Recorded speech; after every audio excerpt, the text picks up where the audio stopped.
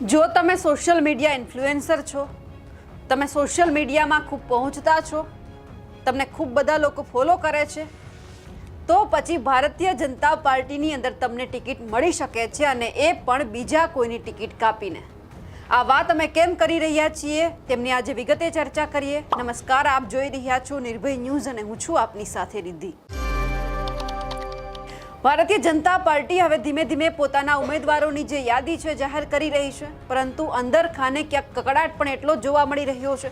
ભાજપને એવું હતું કે અમે છેલ્લી મુમેન્ટ ઉપર જો આ બધી યાદી જાહેર કરીશું તો પછી અમારા કાર્યકર્તાની અંદર કે નારાજગી નહીં રહે, પરંતુ હજુ જ્યારે આવતીકાલે ફોર્મ ભરવાનો છેલ્લો દિવસ છે અને ભારતીય જનતા પાર્ટી ત્યારે ધીમે ધીમે પોતાના ઉમેદવારની જે યાદી છે જાહેર કરી રહી છે, એટલે સ્વાભાવિક છે કે જે ટિકિટની રાહ જોઈને બેઠા હતા કે અમે આટલી મહેનત કરી છે, અમને ટિકિટ આપવામાં આવશે તો પછી અમે પણ પ્રચાર શરૂ કરી દઈશું, અમે પણ ફોર્મ ભરવા જઈશું. પણ ક્યાંક એવું લાગી રહ્યું છે કે હજુ પણ ઘણા બધા ઉમેદવાર એવા છે કે જે પ્રમુખ રહી ચૂક્યા છે, એમને રિપીટ કરવામાં આવી રહ્યા છે. વડોદરા તાલુકા પંચાયતની અંદર આપણે જોયું કે તાલુકા પંચાયતના જે પ્રમુખ છે અંકિતા પરમાર, એમને ફરી એક વખત આ વખતે ટિકિટ આપવામાં આવી છે. આ વખત એમને બઢતી આપવામાં આવી છે, એટલે કે વડોદરા જિલ્લા પંચાયતની અંદર જે પોર બેઠક છે એમના ઉપરથી એમને જિલ્લા પંચાયતની ટિકિટ આપવામાં આવી છે. પણ વાત અહીંયા એ સામે આવી કે અંકિતા પરમારને ટિકિટ આપવામાં આવી તો નારાજ જે ભારતીય જનતા પાર્ટીના પ્રબળ દાવેદાર માનવામાં આવતા હતા એવા નૈના પરમાર છે તે નારાજ થયા છે. કેમ નારાજ થયા છે? કારણ કે ક્યાંક એમને છેલ્લે સુધી એવું લાગતું હતું કે હજુ ઉમેદવારની યાદી જાહેર નથી કરી, મારું નામ આવશે, મને પોર જિલ્લા પંચાયતની જે આ બેઠક છે એમાંથી મને ટિકિટ મળશે, હું પણ ફોર્મ ભરવા જઈશ. પરંતુ એવું કંઈ જ ના થયું અને અંકિતા પરમારને તાલુકા પંચાયતમાંથી જિલ્લા પંચાયતની ટિકિટ આપી દેવામાં આવી. અને તે અત્યારે સોશિયલ મીડિયામાં ખૂબ એક્ટિવ છે. તમે જોઈ રહ્યા છો લગભગ ઇન્સ્ટાગ્રામ ઉપર 1 મિલિયન એમના ફોલોઅર્સ છે, ખૂબ ટ્રેન્ડમાં છે.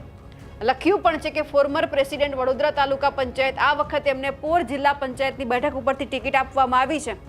પણ સવાલ અત્યારે તો અહીંયા એ જ થયો ને કે જો જે વ્યક્તિ દાવેદાર હતા એમને ટિકિટ નથી મળી, તો પછી તમે સોશિયલ મીડિયામાં એક્ટિવ છો, સારા ફોલોઅર્સ ધરાવો છો, તો પછી તમને બીજી એક વખત ટિકિટ મળે છે. નો રિપીટ થિયરીની વાત તો અહીંયા કે આવી જ નહીં. તાલુકા પંચાયતમાંથી જિલ્લા પંચાયતમાં મૂકી દેવામાં આવ્યા અને હવે નારાજ થયા છે જે નૈના પરમાર છે એ.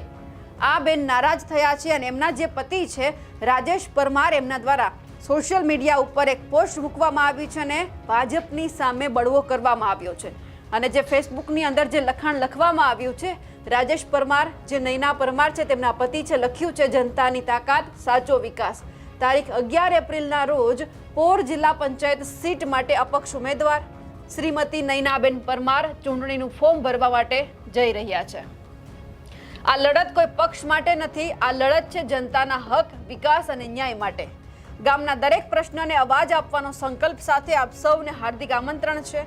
ફોર્મ ભરવા સમયે હાજર રહી આશીર્વાદ આપશો. ચાલો મળીને બનાવીએ સાચો વિકાસ, પારદર્શક કામગીરી અને મજબૂત પોર જિલ્લો.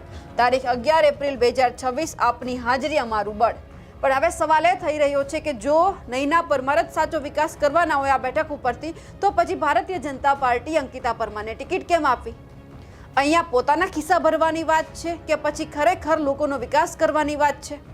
જો રાજેશ પરમાર ઈચ્છતા હોય કે ખરેખર લોકોનો વિકાસ થવો જોઈએ, તો પછી નૈના પરમાર એ જગ્યા ઉપર રહે કે પછી અંકિતા પરમાર રહે? લોકોનો તો વિકાસ થવાનો છે. અને અહીંયા જો પોતાનો વિકાસ ઈચ્છતા હોય તો ખરેખર આ વાત ક્યાંક એમને સાચી લાગતી હશે કે નૈના પરમાર આ જગ્યા ઉપર રહેશે તો જ ખરેખર લોકોનો વિકાસ થશે. વાત એ પણ આવી કે ભાજપે જે ઉમેદવાર મૂક્યા છે અંકિતા પરમાર, એમણે શું તાલુકા પંચાયતમાં કામ નહીં કર્યા હોય કે જિલ્લા પંચાયતમાં લોકોના કામ નહીં કરે? એમને ટિકિટ આપી તો ક્યાંક આ પરિવારને પસંદ ન આવ્યું હોય. એટલે અહીંયા એ દેખાઈ રહ્યું છે કે ભાજપમાં ખરેખર અત્યારે બળવો દેખાઈ રહ્યો છે.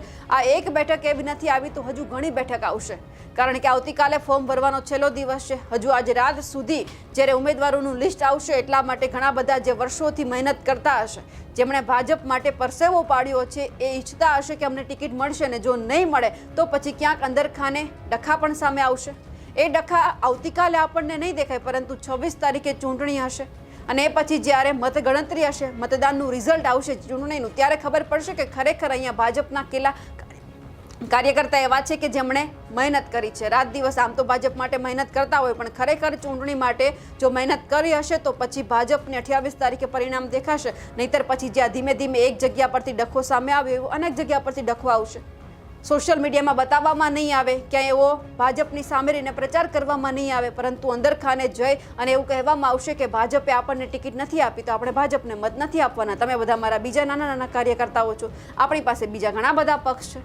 એટલે ભાજપ કઈ રીતે આ ડખાને શાંત પાડે છે પણ જોવાનું રહ્યું. પરંતુ અહીંયા જે રીતે અંકિતા પરમારની જગ્યા પર નૈના પરમારને ટિકિટ આપવામાં આવે તેવી સખત માંગણી થઈ હશે, પરંતુ એ માંગણી પૂરી નથી થઈ. એટલે હવે આવતીકાલે જોવાનું છે કે નૈના પરમાર પોતાના સમર્થક સાથે જઈ અને આ પક્ષમાં દાવેદારી કરે છે કે કેમ, કે પછી ભારતીય જનતા પાર્ટી તરફથી એક એવો સંદેશો મોકલવામાં આવશે કે તમારે કંઈ જ નથી કરવાનું ને નૈના પરમાર ફરી એક વખત શાંત બેસી જશે અને ભાજપ માટે જે રીતે કામ કરતા હતા એ જ રીતે કામ કરશે. એ આપણને આવતીકાલે ખબર પડી જશે.